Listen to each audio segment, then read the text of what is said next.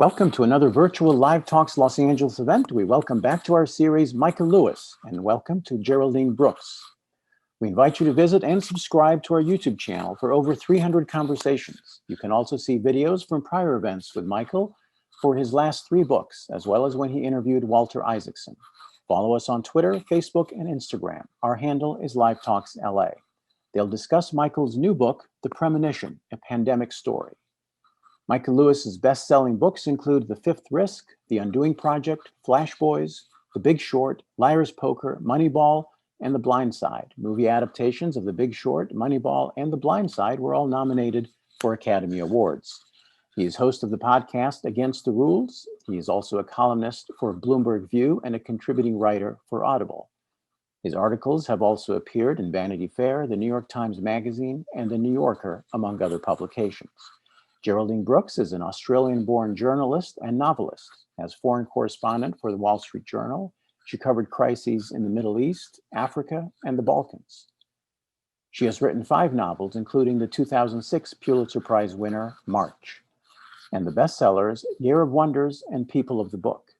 I am Ted Haptagaber, founder and producer of the series. They will talk, and towards the end, I will pose some questions sent in from you in the audience. Welcome, everyone, and I'll let you take it from here, Geraldine.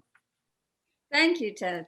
Michael, your wonderful new book on the back cover has just one quote, and it says, I would read an 800-page history of the stapler if he wrote it.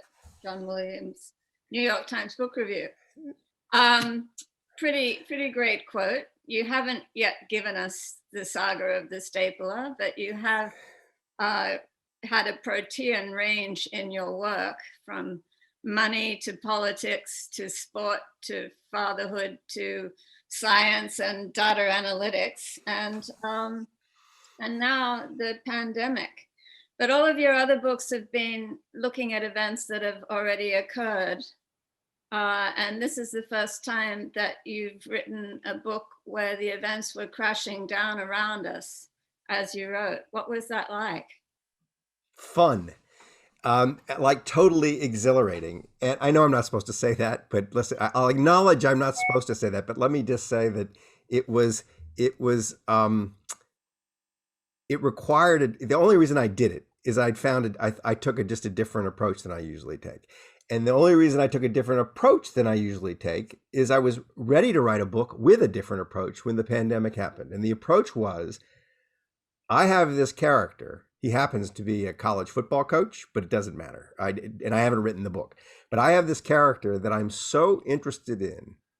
I don't care what happens, that whatever happens, happens. And I'm going to write a very character-driven work of nonfiction narrative and let the story sort of unfold as it happens, and whatever it is. And and just trust the character. So the pandemic happens just as I'm getting going on that. And I wasn't thinking, oh, just port that approach onto this. But I was thinking that, like, I wrote this book about how the Trump administration is going to muck up any kind of management problem they have because they don't care about the federal government as a management tool. This is the bad thing that happened. They have to manage. Maybe I should look into it. And like into my lap drop, I think 3 of the best characters I've ever had. So I thought, and that thought that I can just follow these characters and let the characters just take me wherever they go, followed by another one that the characters have already given me my ending. And that was because around June, they basically said, it's over here, that, this thing is now, we failed. And the story of the beginning of the pandemic was in a way the story of the pandemic for them. And that the end of the story for them was, there's another one coming. That this is one, but there's another one coming. So when I had that kind of stake in the distance to navigate to, and I knew that the characters, what was going to happen from kind of June, July on with the characters was going to be of kind of peripheral importance to the story. It was a matter of some indifference, all the details that followed. How did they drop into your lap? Charity Dean, for example, absolutely marvelous character. And You haven't often centered a book on a female character, and it was really interesting to see you do it in this case. Can you tell me how you came upon her? So before I do, I got to ask you, Geraldine, can I write a woman? Certainly wrote this one. All right. So Charity is the last bit of the story to fall into place. When I meet Charity, I know I have a book. But the other two are very important, the other two main characters, and they came in the following order. 5 years ago, I wrote Flash Boys, and a San Francisco money manager asked me to go to dinner, and I thought it was to talk about Flash Boys. And because he was a friend of a friend, I went. And when I got there, he kind of grabbed me by the collar and said, I have a character who you are going to write a book about. Which, of course, I thought these are false pretenses. And he says, and his name is Joe DeRisi. And Joe DeRisi is a biochemist and kind of like badass virus hunter at UCSF. And so he wouldn't let me leave until I said I'd go have a sandwich with Joe DeRisi. And I went and had a sandwich with Joe DeRisi. And I said, oh my God, he is a character. I'd love to write about him, but I got a D in biology my sophomore year in high school. I have no chops for this subject. There's no real connection with anything I've done. I don't even know how to do it. But we started a relationship. And so we'll come back to him, but he was there already. And he ends up being very important. The second thing that happened was when our kids got tossed out of school, and I realized this is like something I need to pay attention to, I called my jungle guide for the previous book, The Fifth Risk. His name's Max Steyer, and he should be the most famous man in America, but he has 832 Twitter followers, and I can't figure it out. But he is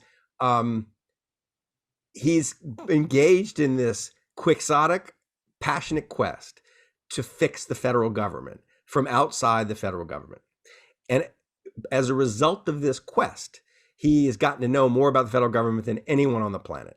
And I called him, and he said, if you're going to write about this, you got to talk to my uncle.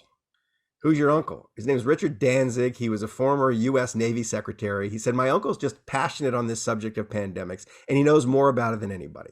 So I called him, and Richard Danzig says, no, it's not me you need to talk to. You need to meet the Wolverines. And I said, like, who the hell are the Wolverines?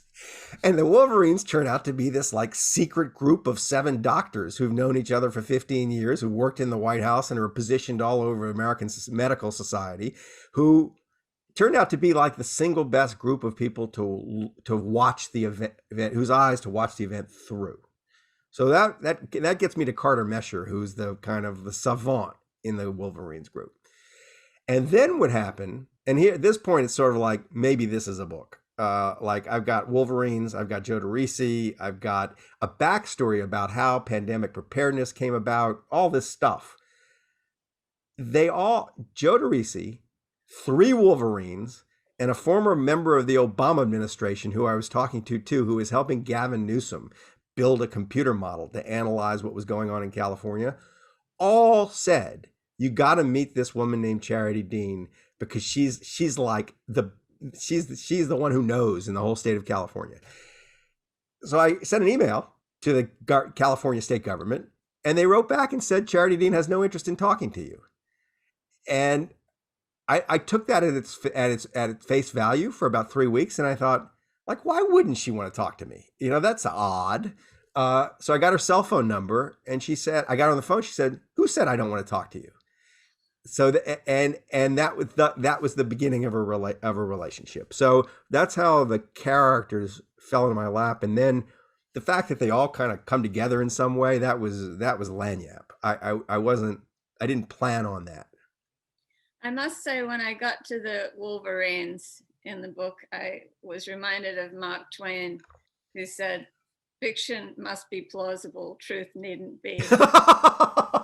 That's the advantage. That's why I can't write fiction, because I'm much better with things that seem. Why would you? Right. You don't need to make it up. But tell us a little bit about Charity Dean and her struggles. All right. So Charity Dean, first the character. First, the person. She grows up, she's the Tara Westover story, in that she grows up in a evangelical rural community that raises girls to breed children and nothing else. She's pulled out of science classes whenever like evolution comes up. She is told she shouldn't go to college by the church elders. The church runs the family life. She lives in fear of them. At the same time, from a very early age, partly because of the biblical passages about the plague, partly because missionaries come from Africa and talk about diseases in Africa, partly just her own curiosity.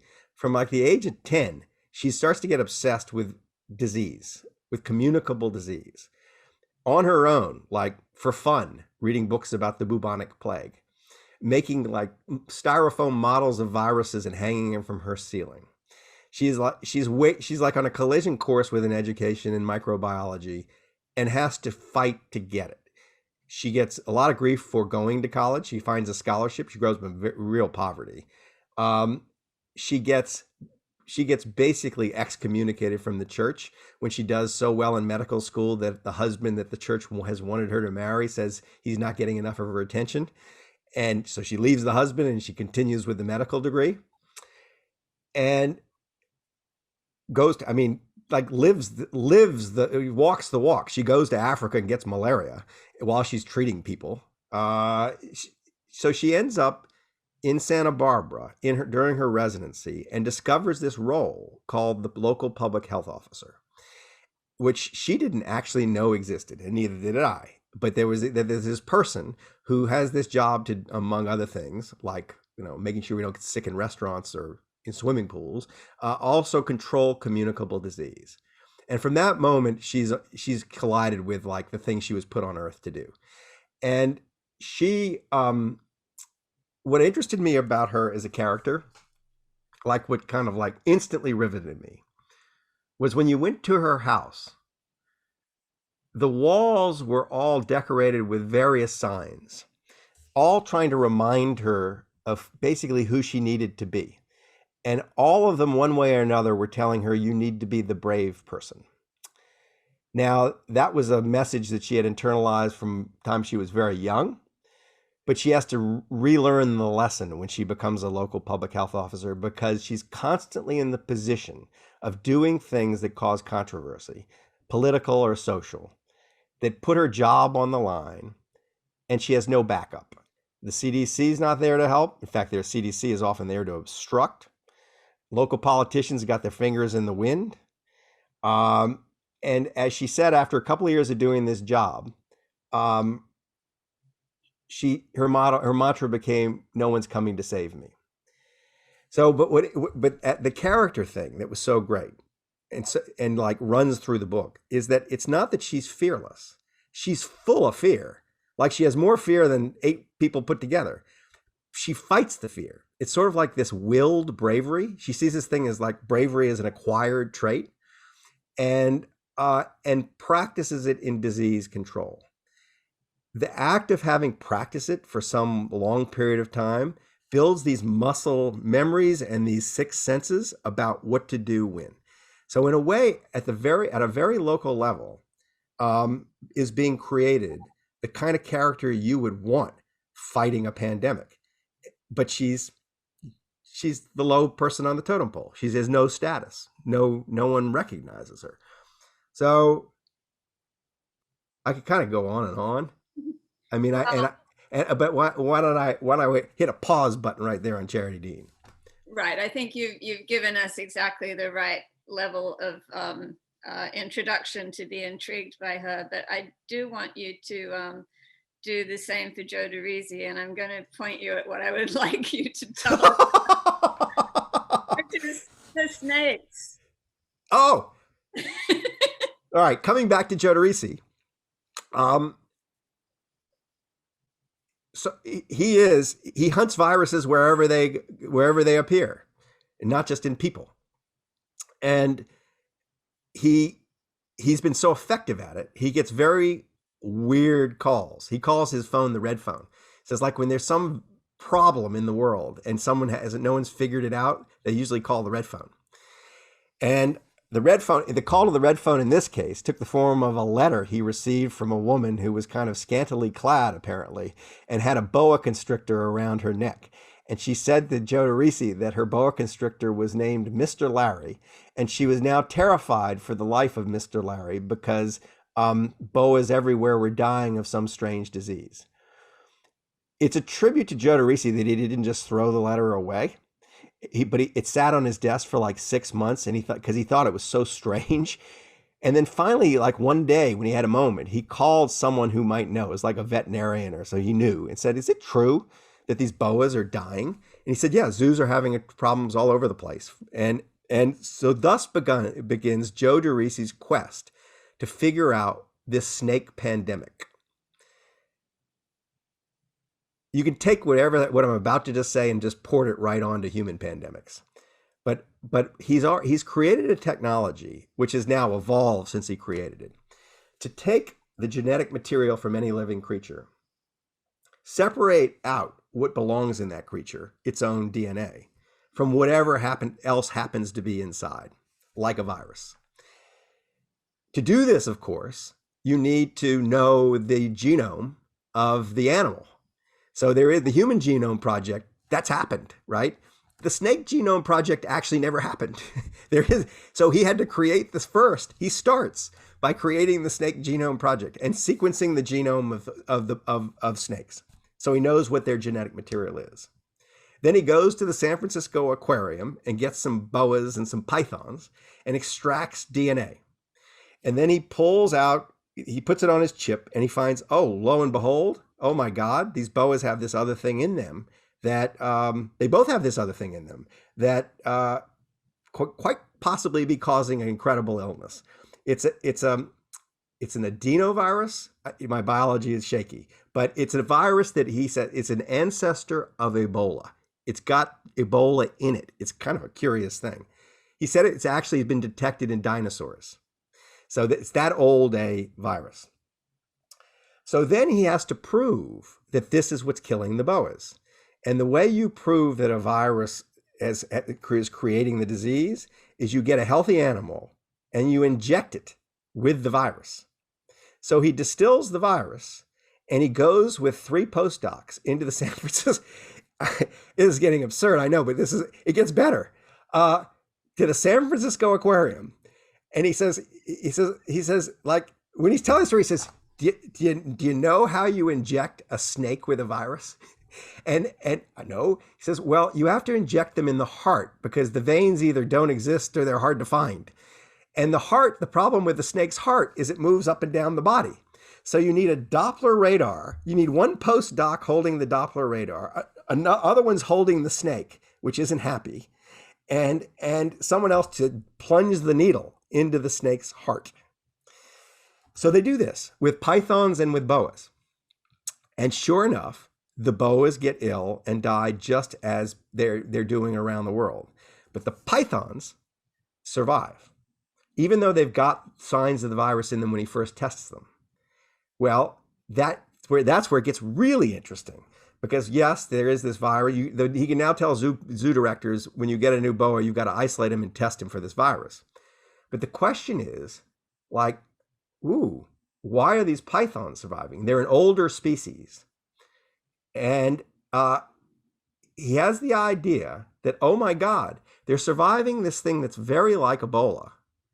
We've never found the reservoir species of Ebola in the way that COVID has a reservoir species of bats, and the reservoir species is a species in which the thing replicates, it doesn't kill. So it happily survives. He says they've exported, zoos of animals out of Africa and tested them for Ebola to see if they can find this species that's harboring Ebola. He says maybe it's pythons. So any other human being would have left their research at the point where they find the virus and identify the pandemic. Joe always takes it like 8 steps further. He calls the maximum security U.S. Army lab in Maryland and says, I want to inject pythons with the live Ebola virus and see if they survive. Because if the virus then replicates inside them, because I think maybe we found the reservoir species. And he said what came back, it was like a bizarre request. But it was from a MacArthur Genius Award winning person at UCSF, so they have to listen to it. They say it takes like months for them to get through all their checklist about what might go wrong. And he says, like, on the checklist is like, what happens is after you have injected the snake with the Ebola virus, if you leave the room and come back and the cage is open and the snake is gone. And Joe says, you run like hell. But they finally do it. They finally do it. Some incredibly intrepid researcher in Maryland gets live Ebola, like if he scratches himself, he's a goner, injects it into the heart of a live python. And sure enough, the snake lives. And they're just at the moment where they have to ask the last question. In that snake, is the Ebola virus replicating? And at just that moment, the CDC shut down the research project because they said the lab was engaging in unsafe practices. So they never got the final answer. And it bothers Joe immensely. And that it bothers Joe immensely tells you a lot about what you need to know about Joe. Well, that is the perfect segue from the hero story. I love the way your mind works. To the villains of the piece. And there was one line that I don't use highlighter on books. I'm just not that kind of a girl, but if I did, I would have run a highlighter over it. And that was Lisa Coonan at the CDC when she says, it had to be so right, it was not wrong. Yeah. This leads us into the failures of the CDC. Can you talk about that? Yeah. Now, Lisa Coonan is a lifelong CDC employee. She's now moved on and has got her own consulting firm, but she was devoted to the institution. So this is not a CDC critic who's saying this. This is just like someone who has observed her colleagues. And what I think all of my characters find just in the course of their leading their lives is that the institution, whatever it once was, has evolved into something that is not equipped to fight a disease, to control a disease. Because controlling a disease is controversial and political. And it also requires a kind of clairvoyance that if you wait until the first person in the United States has died of COVID to announce that COVID's a problem in the United States, you're responding to an infection that took place 5 weeks ago, whatever it is, 6 weeks ago. And in that time, the virus has replicated exponentially and it's all over the place. That you need to act before anybody sees the danger. And that's controversial and requires a kind of leadership. And what Charity Dean, first and foremost, discovered was whenever she was in a hot situation where there was a decision that needed to be made and lives were on the line, and it happened over and over and over again. The CDC is meant to be her backup. The CDC is meant to, they're there to support the 3,000 local health officers in the country. But the CDC would come on the line and basically say in so many words, you're fired if this goes wrong. No, we won't. No one's ever closed a doctor's clinic because they suspect the needles are dirty, and that's why everybody in Santa Barbara has Hep C. No, we won't authorize changes on the campus of UCSB after one kid gets meningitis, even though he's about to lose his legs, because there's no evidence that what you're proposing works, even though it makes a lot of sense. So when she said no one's coming to save me, she meant the CDC. And she got to the point with them organically. I mean, organically, and I say that because when she starts her career, she imagines the CDC are kind of like gods to her. She thinks that maybe her lifetime ambition is to be the head of the CDC. But over and over, she has these encounters that lead her to the position that she has to ban the CDC from her investigations in order to save lives. And the line that what's their line? She says about the CDC, she said, I was just so disappointed that the man behind the curtain turned out to be such a pansy. And that she just felt they were cowardice. They were cowardly when they were dealing with these situations. It's really tragic because I think if you look around the world to where did this go right. I look at Australia being Australian, and there's essentially no COVID in Australia. And why? Because the dude who was in charge was trained at the CDC. Yes. 20 years ago. And so he comes back to Australia, and he has a pandemic plan that he learned at the CDC, and he jumps into action, and he's supported by the political leadership to do it, contact tracing, massive testing, and they shut the disease down in Australia.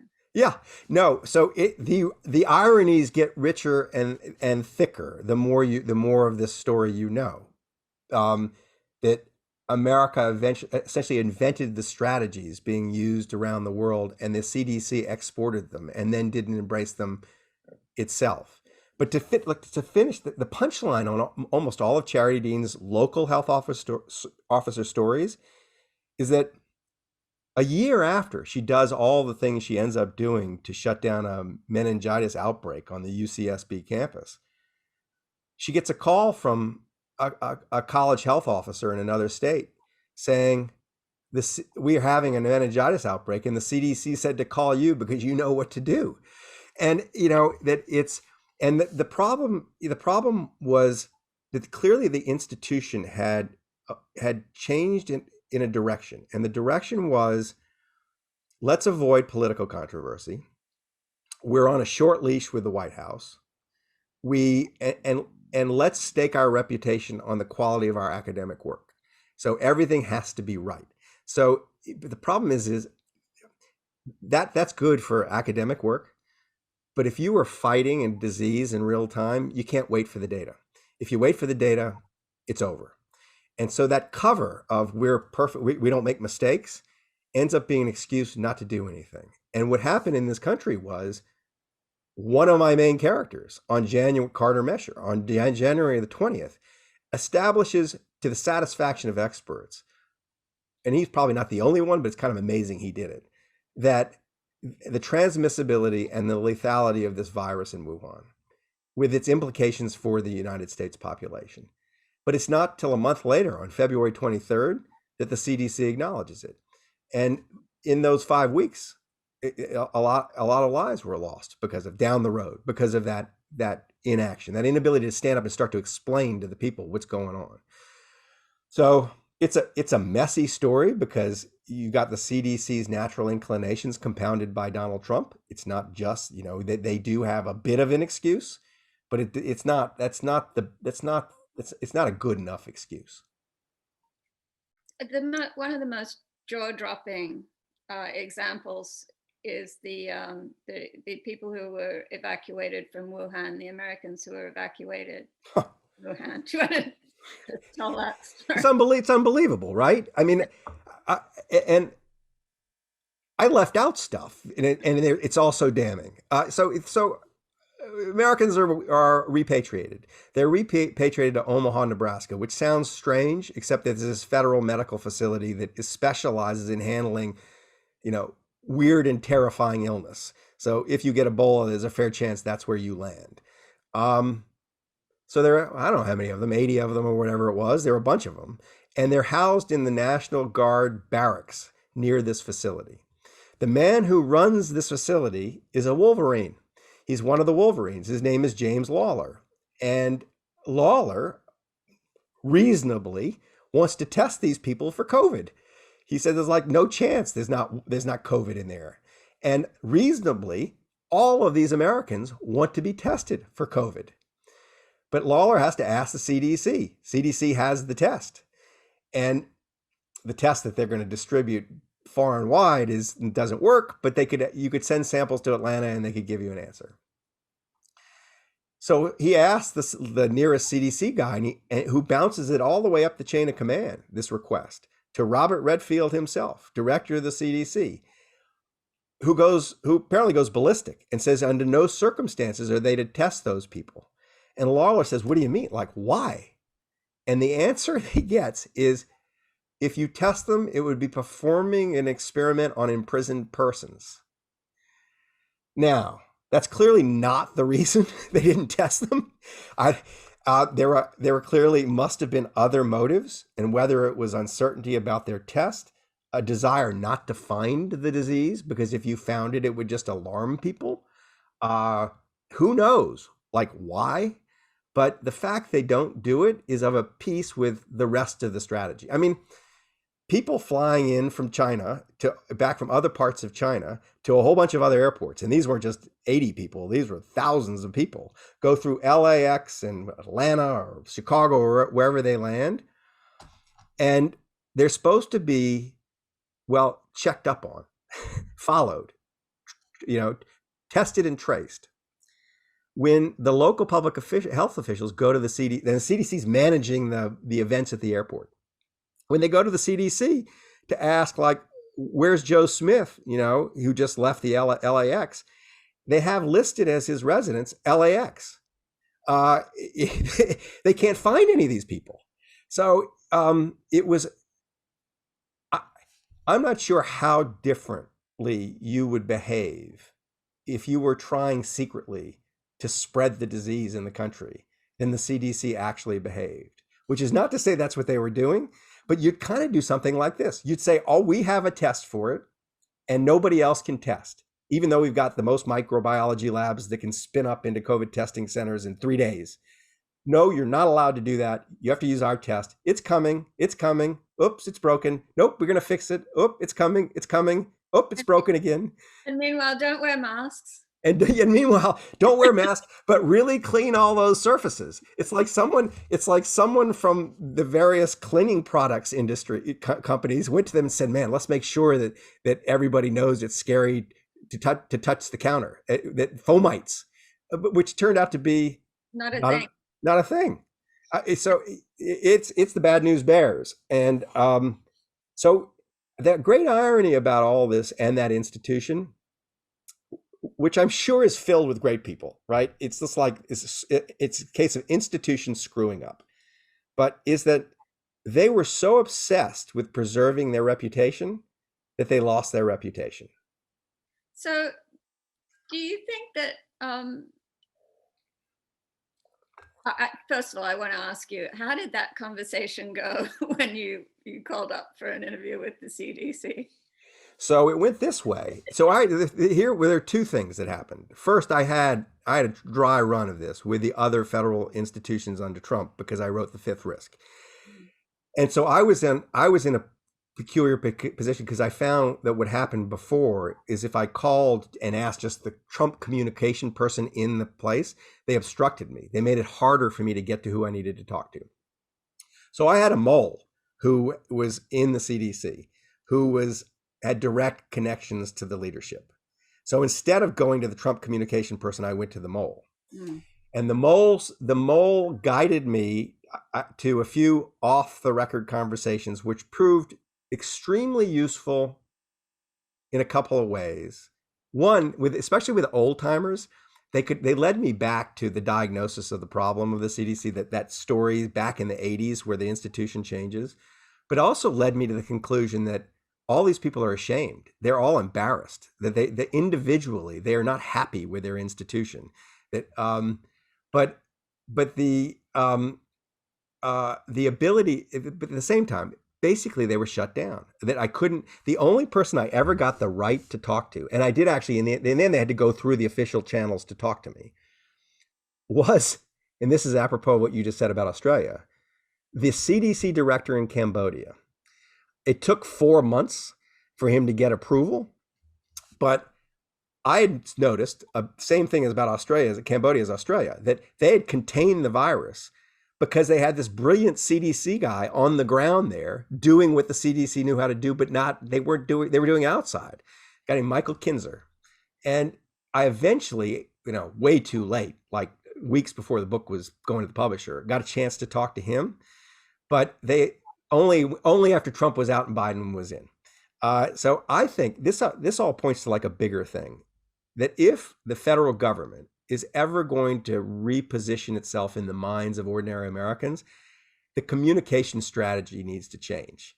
That it needs to be much more open, because it was virtually, I was trying to tell in the end a nice story about what they were doing in Cambodia, and they wouldn't even really let me do that. much less get to the guy head of the flu division in Atlanta. So it was a story of sneaky reporting and obstruction. So when you were apportioning blame, I saw that you gave 37.5%. Actually, it was 37.6. 37.6, right? I was just, I don't think what I think is all that interesting on this subject. I think that what my characters think is very interesting. And they led me away from the story that I thought I was going to tell. My theory of the case was that you could lay this all at the feet of the Trump administration. And even, good liberals who were in the middle of disease warfare were saying to me, you'd be an idiot to do that. Because if you just look at where we were before Trump, there has been institutional rot that would have made it an institutional structure that would have made it very difficult to deal with this. It would have been better. You can maybe 200,000 lives belong to Donald Trump, or deaths. But it's not the whole thing. And it's not if you're going to go about trying to fix it permanently, it's almost a distraction. So there's some fraction. I mean, let's put this is how much my mind changed. Before I even wrote The Fifth Risk, which was about, the malfeasance of the Trump administration, partly, I thought no book is going to make any difference. I'm not going to even bother writing the book. I need to find some creative way to get across how threatened we are by this approach to government. And I talked Tom Steyer, Tom Steyer, him and his brother, Jim, great guys, quite like them. They were willing to fund something I was going to call the Trump death clock, that was going to be a billboard in Times Square that would scroll the number of deaths that could be attributed to Donald Trump by his mismanagement of the risks that the federal government manages. And this was in 2017. So my brain was wired to think this is all Donald Trump. And my experience ended up telling me, no, my brain is wrong, that this is actually much more complicated than Donald Trump. And so when asked how much he is to blame, I think that's about the right number. Well, that leads me to the question of, was this bad enough to teach us the lessons that we needed to learn? Before I answer it, you answer it. I don't think it was, because of the nature of this society needs to change. I mean, Charity Dean doing her level best and using the powers that she had as bravely as she couldn't even keep one tubercular guy in quarantine. So I think we need re-education camps, basically. I'm kind of with you, and I have an idea what they might look like. They're going to have to be kind of 4-star re-education camps. They're going to have to be comfortable. But it's, I thought, weirdly, I was asked right before the pandemic by a reporter, so it's in print, what I thought it would take for the society to change its attitudes. And weirdly, I said a pandemic in which the rich were exposed equally, where rich and powerful people saw their children die just like poor people. And that it would take that kind of existential threat where people who actually have, some say in how the society is organized, realize the doom they've signed up for if they keep going the way they're going. So this thing happens, and it rhymes with what I said, but it's not the same thing, because the rich got to take basically a pass. Not everybody, but it was not all that terrifying if you could hole up in your mansion and let poor people go to their jobs and expose themselves. It was, had it been threatening to children, that might have done it, right? Sandy Hook. Yes, it's different. I think those isolated instances of it's easier for people to tell themselves a story that happens to other people. If you have a disease like 1918, where it's sweeping through the population and everybody's exposed and young people are dying, I think you get a different response out of the society. This is not anything you would wish for, but I think it's true that I think two things at once are true. one, it wasn't quite what you would need to change the society. It wasn't quite the trauma. On the other hand, it was sufficiently traumatic that I do see some change. I think enough people have had a brush with tragedy that there is a different feeling in the air, and you're seeing it in the way Biden's able to move through the world. In the sort of the nature of the resistance on the other side feels a little different to me than it did during the Obama administration. Do you think it's the end of the Grover Norquist shrink government to the size that you can drown it in a bathtub era? I do think that. I don't think that's going to play anymore. I think enough people had this like a lesson about that. But you're right. I think you're right. This isn't a clean. We're not going to have a clean solution. There is a kind of re-education that needs to occur. I mean, I think it starts with like reintroducing civics into the classroom.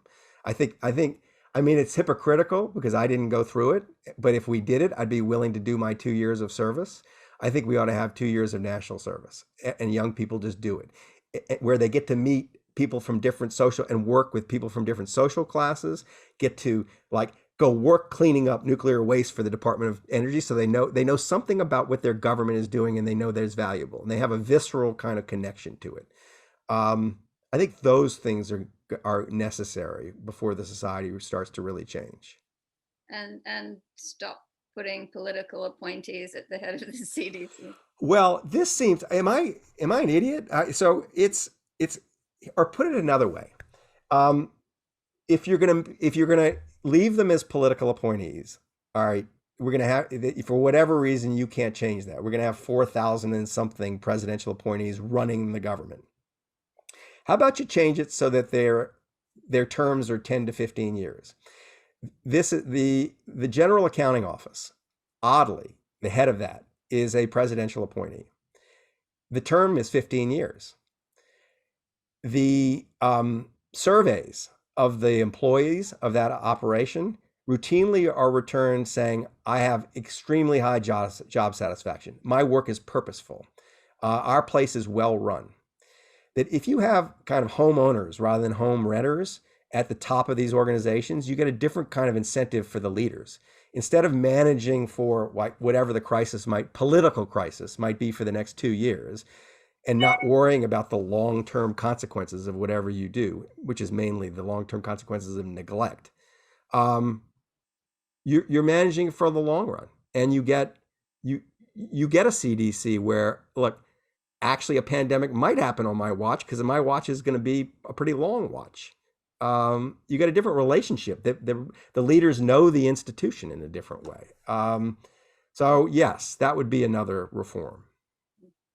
So you were saying that you weren't very good at biology in school, and you didn't take civics, and but you were an art historian. And before we leave this conversation, we look at history backward and we live it forward, and we write because we know the end of the story, but we don't know the end of our own story. And I'd like you to revisit the Michael Lewis who at Princeton was writing about Donatello and the antique, and who was going to be an art historian, and tell us how you got from there to here. Well, it wasn't until I was writing that thesis that I thought I loved doing this thing called writing, and had never any notion of myself as a writer. Like, I didn't write for school papers, and no English teacher ever thought I was especially able, just the opposite. But I got absorbed with this particular project, and I first confused that as a desire to be an art historian. I want to write art history books. And my thesis advisor actually said two funny things to me. He said, one, you're not going to be an art historian, that you because there aren't going to be art historians, is basically what he said. We're going out of business here. There not going to be any jobs. But I asked him during my thesis defense what he thought of the writing, because I was vain about it. I'd gotten so absorbed with it. And he was he was a perfect Princeton professor. He had a tweed jacket with patches on his elbow and a pipe and a silver salt and pepper mustache. And he pulls down his pipe and he says, "Put it this way, never try to make a living at it." And he didn't dissuade me shows just how much energy I had at that point. At that point, I just went off willy-nilly. And after I graduated from college, and I didn't care much about what job I had, I just was trying to have experiences and write about them and submit them to magazines. And it took 2 years before anybody published anything. There were lots of rejections. I had no idea what I was doing. I didn't know any writers, basically. I mean, I didn't really have any kind of reason to think I should be doing this, except I liked doing it. My favorite rejection was I went and spent some months ladling soup at the Bowery Mission and Young Men's Home. I'd do that after I got off of work. And it was just a volunteer job. And I got to know homeless people. And they were clearly like different types of homeless people. And I thought how interesting it was, just how kind of cool and smart some of them were. And I started writing a thing about the homeless and about destitution on the Bowery. And I looked through magazines about where you could submit things and you might get published if you weren't a published author. And apparently at that time, in-flight magazines, like for Delta and American Airlines, that was where you went. So I sent this thing about destitution and poverty in New York City and I got these letters back from like the editor of Delta in-flight magazine saying, it's really interesting, but we're trying to get people to go to New York. So it really isn't for us, So the next experience you went in search of was working on Wall Street. Well, it was kind of like there was a lot of accident in a period of a few years that ended with me with this job at Salomon Brothers and on Wall Street. And I started writing about Wall Street, and that, Delta in-flight magazine wanted to hear about that. So that was the beginning of the career. I mean, that really was the beginning of the career. Well, I'm very grateful to you for once having a long discussion with my son, warning him not to go to Wall Street. It only sort of worked. No, yes, only sort of. I mean, yes. Perhaps the second one will work better. So how much of your imagination do you attribute to having grown up in New Orleans? A lot. Particularly since I grew up in a privileged household. I think privilege elsewhere might have been a lot more deadly. Privilege in New Orleans was very messy in that the society was all mixed up, and I wasn't just spending lots of time with other rich people all the time. And I was with lots of different kinds of people, and not just economically, but racially, oddly. And the culture of New Orleans was it's not a literary culture. It's a verbal culture, but it's a storytelling culture.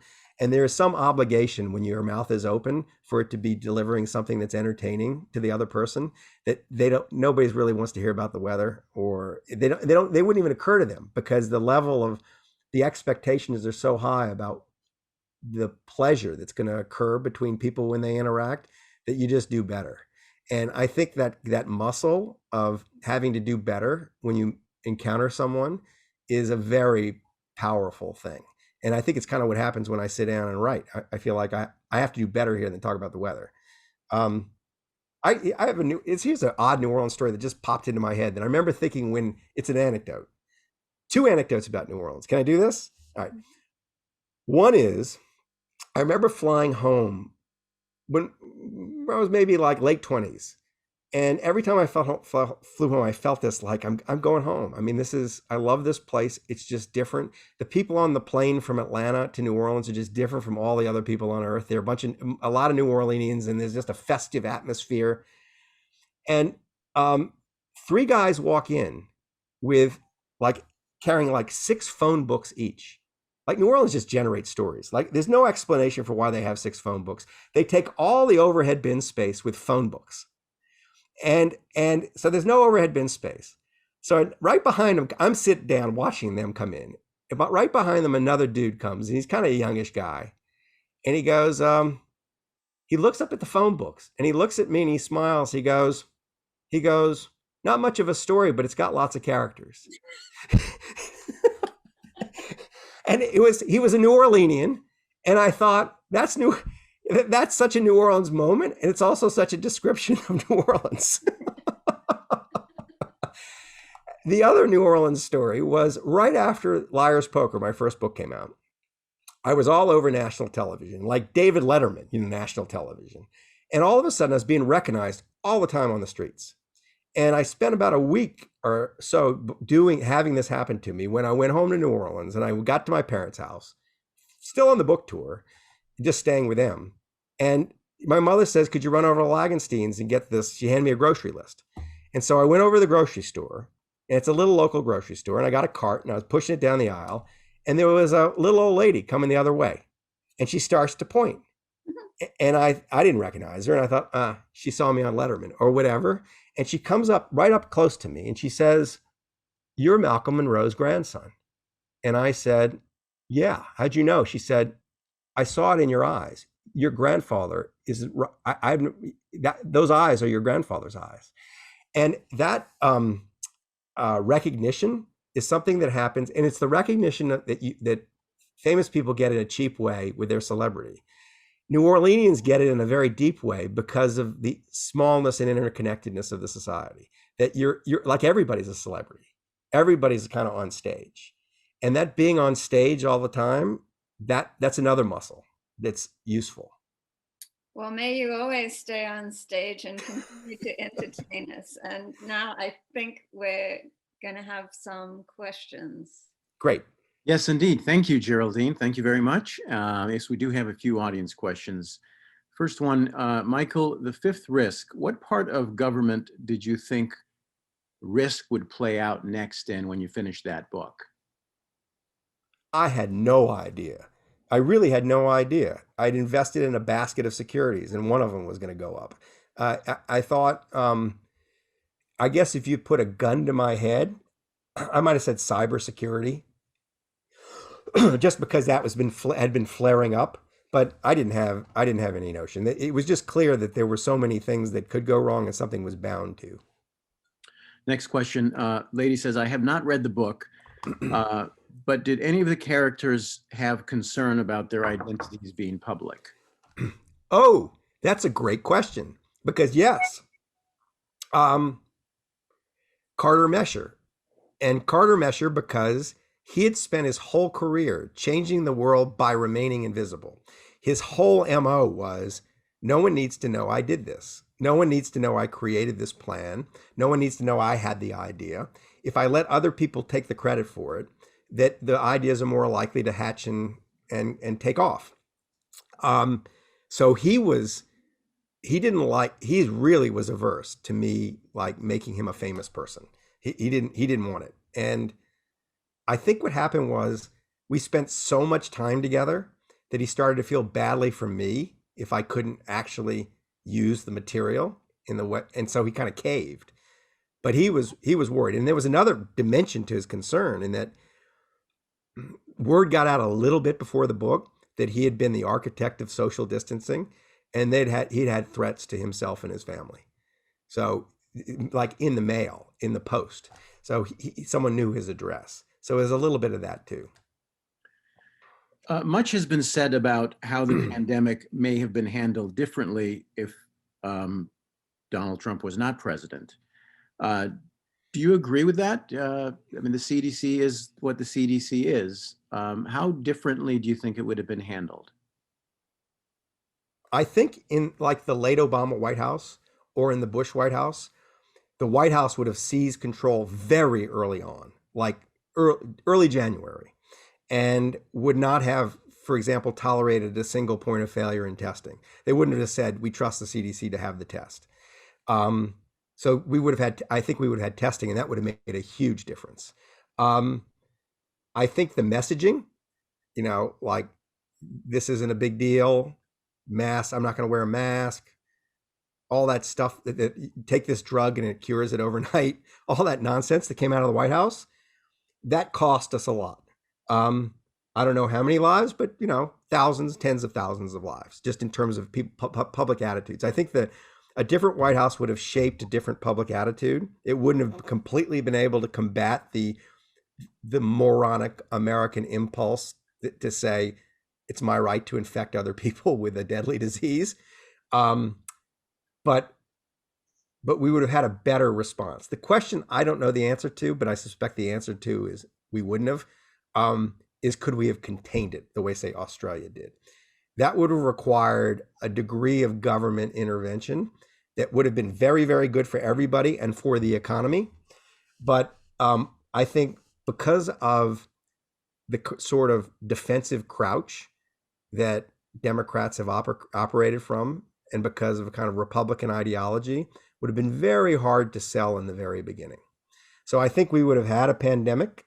It wouldn't have been like Australia, but I think we would have mitigated it better. Next question. Lady says, you've had more male characters than female characters in your books. What was it like writing Charity in this book? Did you do anything differently? There's an honest answer to this question. It's a little touchy, and it wasn't just a female character. It was a female character whose physical appearance had an effect a bit on the story. And the one moment where I felt, hair going up on the back of my neck because of what I was about to write was when I had to describe her physically. and that was, that's a delicate business. It's a real person. And I'm a guy writing about a woman. So what I ended up writing, I ended up being maybe too proud of. It was, but that was the only time gender actually entered my mind in a big way. Writing her was. I had to go to Google Images, and I can say this, you can't. She is smoking hot. Well, it was screwing up the way she interacted with men who were supposed to be listening to her, and she knew it, and it was and that had to be brought across. So that was the only moment where I was actually thinking, oh, I've got like a little bit of a gender issue here, but it didn't get in the way in the end, and it was, I think that one of my problems with characters, just generally, like the reason so many of them have been men, is that the stories have been set in these arenas of American ambition that have been very male dominated.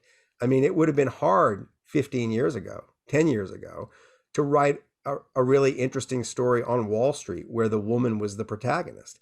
You could find that person if you really, really worked, but you'd be straining because that little world has contrived to stick women on the periphery. So you need a woman who is there bashing down doors to get in a really effective way. And so I've been kind of handicapped. So it was delightful to be in an arena where a woman was extremely important naturally.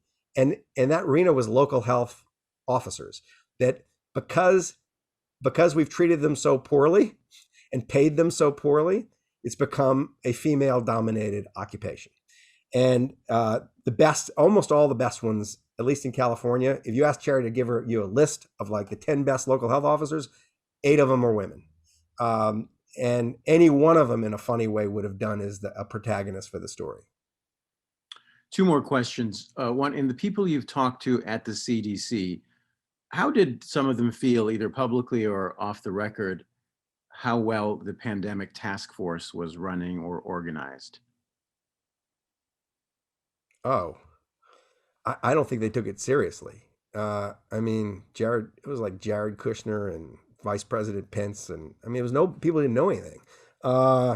So it wasn't, whatever it was. I mean, it gets backgrounded in my book because basically the main story of that task force is ineptitude.